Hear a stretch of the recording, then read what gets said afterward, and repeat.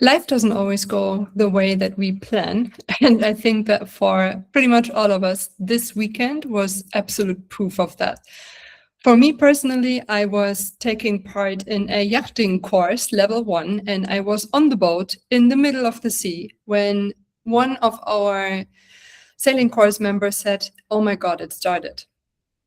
And she then said that the news just came in that, well, Iran had been attacked by Israel and the USA. And the very first reaction that we had was, is that real? But yeah, unfortunately, it was real. And then all the other messages kept coming in. And we were sitting there literally on the boat in the middle of the sea, not knowing what to do. And this is what we're going to discuss today. What are we doing when we don't know what is happening, when there is no certainty about what will be happening tomorrow? And who do we want to be in those situations? And I'm so grateful not to be here alone today, but to be with Abba. Hi, Abba. How are you? I'm okay. I feel like we're in a situation that's literally out of our control. And it's so important to have this conversation to actually give ourselves perspective. Okay, what can we control? And how can we manage the situation, whether it's for us or for our kids or for people around us? So, a very important conversation to have. Absolutely. Yeah, it's very interesting for me to just reflect on the last couple of days because very, very luckily, I have never been in a comparable situation. I grew up in Germany. In those years, we never had any military instances. And so this was the very first time for me. And there was a lot going on the weekend. As we all know, we had all of these interceptions. Unfortunately, one person got killed in Abu Dhabi on Saturday right away. A family friend of ours passed away on Saturday, not because of the interceptions, but because of a illness that she suffered from. So my husband got stuck in India. And there was just so much that came together for me on the weekend. And then the first question that I asked myself is, all right, what do I need to do for my kids right now so that they stay calm and that they don't worry? Because ultimately, we never know what's going on in our kids' heads. They don't understand the complexity of geopolitics. They don't understand what is happening right now. And then, of course, naturally, it's on us, on the parents, to find a good narrative, to calm them down, and most of all, to stay calm ourselves, which is quite difficult, at least for me, when I don't know how to keep myself calm. Now, when it comes to staying calm, I think the most important thing really is just to find loopholes for ourselves, little moments where we can take a deep breath, or 10, 15 minutes in the evening when the kids are sleeping and we can just journal and put our thoughts on paper just to let them out, digest them in that way. On the weekend particularly, it wasn't a good idea to go outside for walks. It wasn't a good idea to go for a run and let all the energy out. So what is it that we can do to keep ourselves calm? I don't know. How did you manage the last couple of days, Abba? I mean, I think it took me a couple of days to just understand that this is real. Like you said, like, I can't believe this is from one day to another. I have to say, though, being in the UAE in general, I feel very safe. And maybe that's because I've been here 26 years and we've never had any issues, even when we had COVID, which seems like not very much compared to what's happening right now. But even when we went through lockdown and stuff 5 years ago or 6 years ago, I never felt that the situation was out of control because of how the UAE government managed it. And they're quite good that way. The communication is clear. I feel like they have the leadership and the resources to manage a situation like this. And I'm pretty sure, I believe that this is not something that was just sprung onto them overnight, right? They've been prepared for this to happen. We live in a volatile region.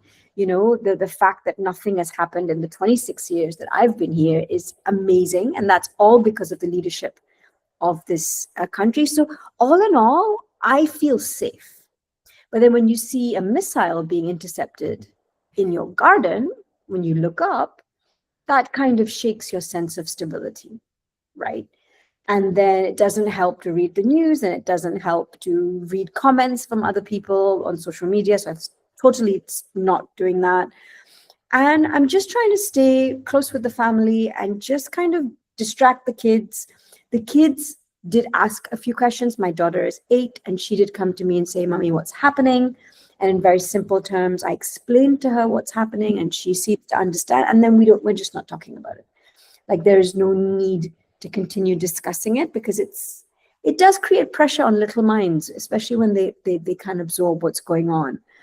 So just been taking a day at a time. I've had a few good days and a few not good days. But just staying positive, just kind of trying to do business as usual.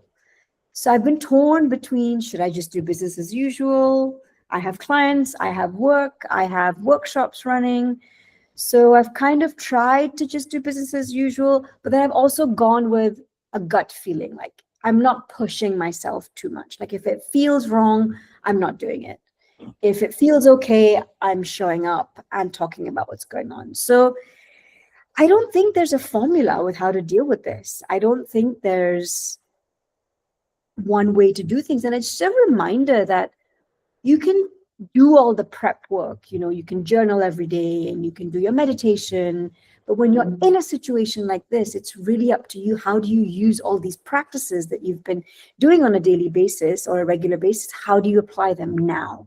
And it's not easy, because we are emotional beings and we have complexities in our lives. So yeah, I mean, I'm just hoping that this is going to be past us very soon, and just staying positive and trying to keep things as normal as possible, especially for the kids. Yeah, absolutely. One thing that really helped me, and I believe the kids too, over the last couple of days, was that we just allowed to do what we knew was a lot of fun. Like, we watched our favorite movies, for example, and then we did crazy things like having chocolate with mini marshmallows in it, which usually I don't allow at all because it's unhealthy and all of that. It's too much sugar. But we just wanted to make the best out of the fact that we are at home right now. We don't know what's happening. Daddy is not here right now, but we just want to still make, let's say, a good time out of this, because we are still together.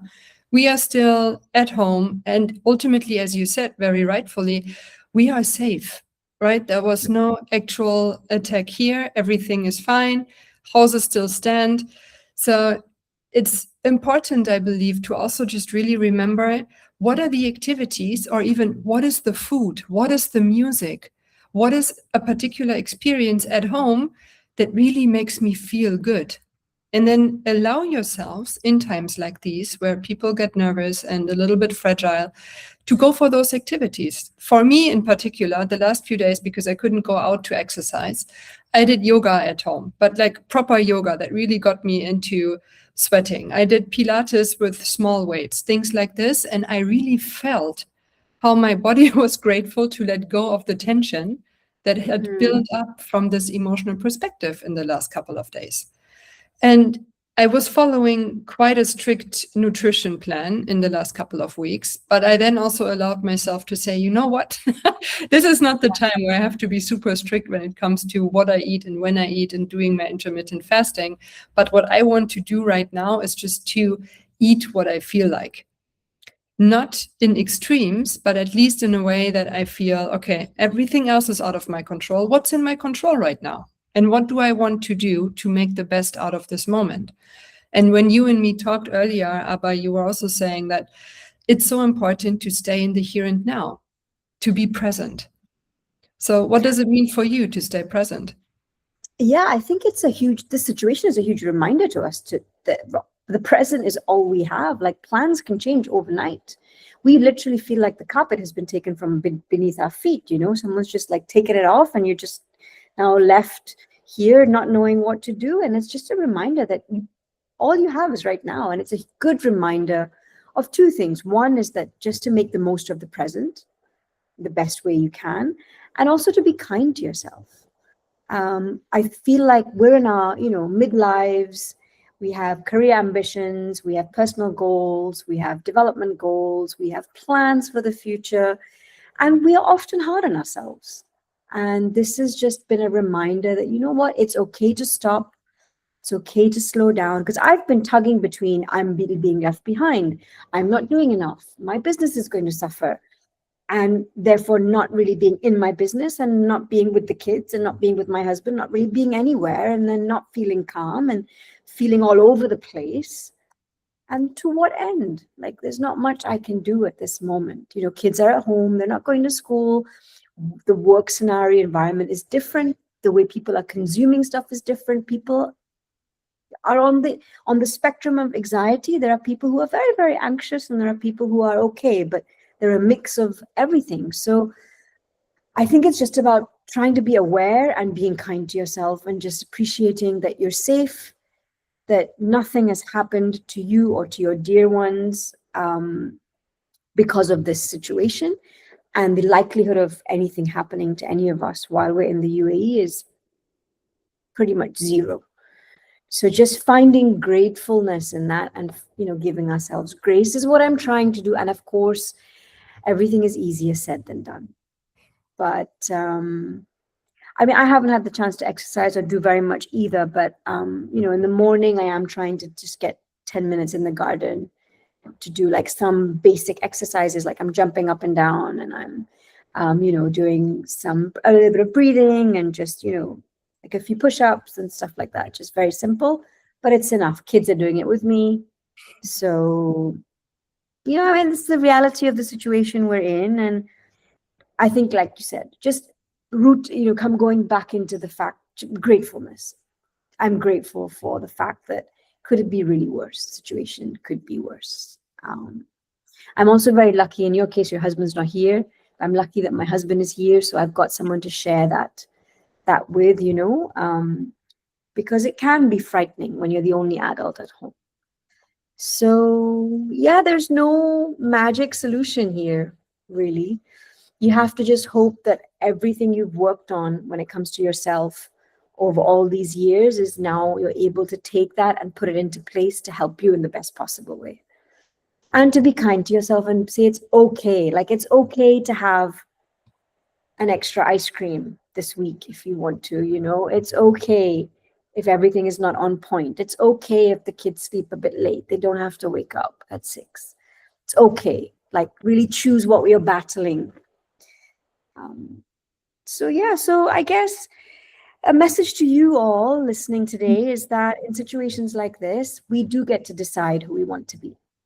And while it's easier said than done, and there are lots of we should be like this and we should do that, whilst being very aware of this, I think the message is do what you can and be kind to yourself and try to stay calm, because in any situation, whether you're in a complex military situation like we are in, or just day-to-day life, being calm is one of the best things you can do.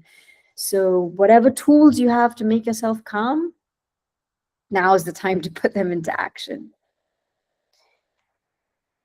Should I close it? Yeah. So for those of you who are listening, thank you for tuning in. And we hope to see you next month with a completely different topic than what we discussed today. Have a wonderful rest of the month, and we will see you soon.